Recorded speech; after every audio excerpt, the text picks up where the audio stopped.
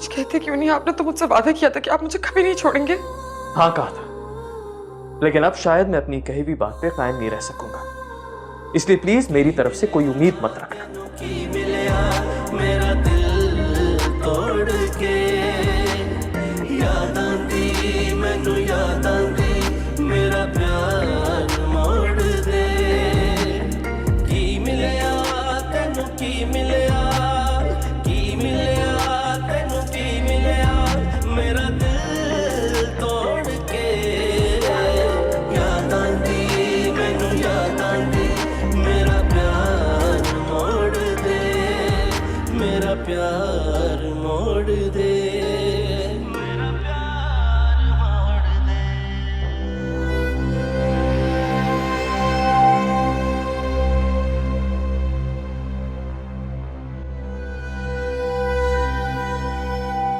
Madam, कौन सी दुनिया में पहुंची हुई हो? वापस आ जाओ धरती में। तुम्हारी ये लिप ग्लॉस क्या मैं ट्राई कर सकती हूँ? जी, इधर तशरीफ ले आए और ट्राई कर लें। ले आओ ना। जूबी, इतने तकल्लुफात वाली कब से हो गई हो तुम? हेमंत,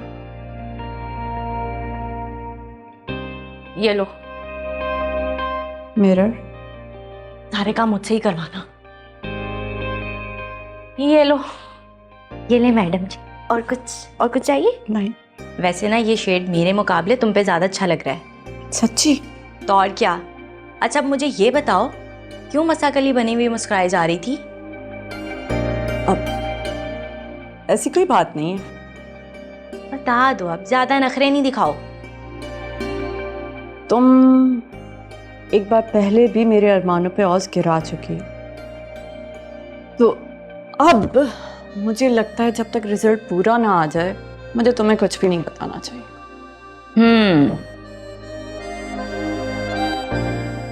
इसका मतलब है बात का ताल्लुक डायरेक्ट वकार भाई से है। मामला 99% तो मेरे हक में हो गया है, जो 1% बाकी है वो तुम्हारी कोशिशों से मेरे हक में हो सकता है। वो कैसे? तुम अपने भाई के दिमाग में ये बात डालना शुरू कर दो कि मुझसे बेहतर उसकी लाइफ पार्टनर और कोई हो ही नहीं सकती।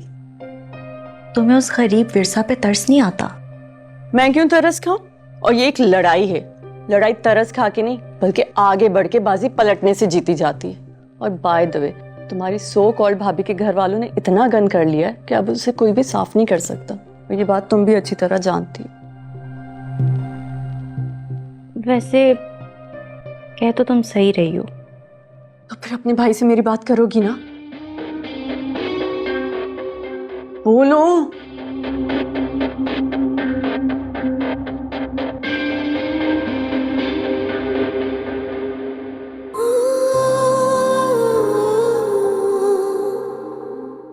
लेकिन अब शायद मैं अपनी कही हुई बात पे कायम नहीं रह सकूंगा, इसलिए प्लीज मेरी तरफ से कोई उम्मीद मत रखना। विरसा, अरे बेटा, ये पानी साया करिए, छोड़ो इस सारे कामों को। इधर आओ, जाके जल्दी से रेडी हो, फिर हमें जाना है। कहाँ जा रहे हैं? तुम नहीं, मैं जा रही हूँ, और मैं तुम्हें इस तरह अकेला घर में छोड़ के नहीं जा सकती, इसलिए मैं तुम्हें तुम्हारे मामू के घर छोड़ दूंगी। लेकिन आप कहाँ जा रही हैं? तुम्हारे ससुराल। अम्मी, आप वहाँ क्यों जा रही हैं? इस क्यों का जवाब तुम अच्छे से जानती हो विरसा। मैं इस तरह हाथ पे हाथ धरे नहीं बैठी रह सकती, और सच पूछो तो मुझसे तुम्हारे आंखों की ये वीरानियां नहीं देखी जाती। मैं जाऊं, जाके तुम्हारी सास से बात करूं, उन्हें समझाने की कोशिश करती हूँ कि बस अब ये झगड़े खत्म हो जाने चाहिए। हो सकता है मेरी समझाई भी बात उन्हें समझ में आ जाए। चलो जाओ, शाबाश, देर मत करो, जल्दी से तैयार हो जाके।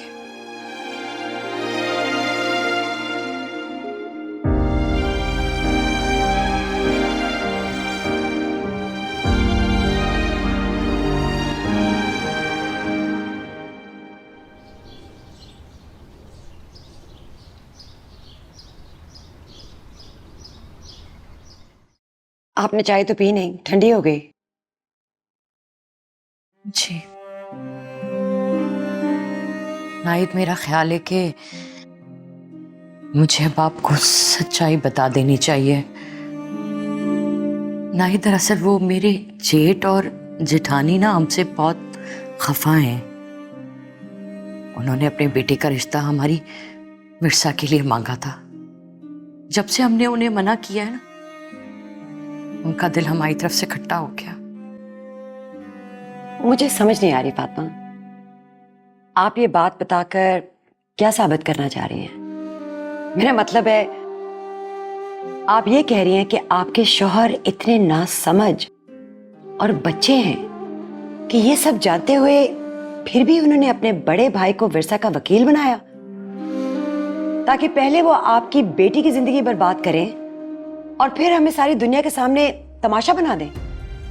मंसूर अपने भाई को अपने बाप की जगह समझते हैं, बहुत एहतराम करते हैं उनका।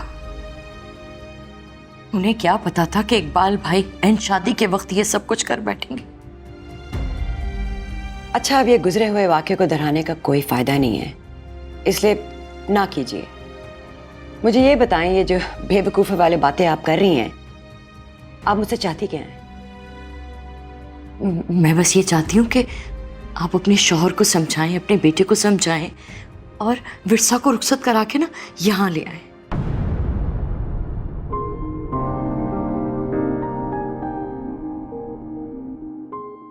विरसा, अपनी अम्मी से फोन करके पूछो कि वो कब तक आएंगे। अभी तो सिर्फ 1 ही घंटा हुआ है ममानी जान। वो कह के गई थी ना कि उन्हें ज्यादा देर भी लग सकती है। इसका मतलब है कि आदिल के घर आने तक तुम यहीं पर होगी? जी, कोई प्रॉब्लम है क्या? देखो विरसा, जब तक तुम्हारी शादी नहीं हुई थी ना, तुम मुझे बहुत प्यारी थी।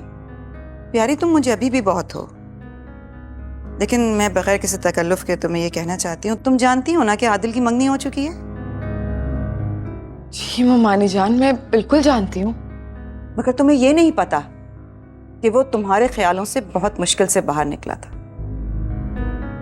वो तुमसे बहुत मोहब्बत करता था, मगर तुम्हारे वालिद ने अपने भाई के चक्कर में आदिल और हमारा बहुत दिल दुखाया है।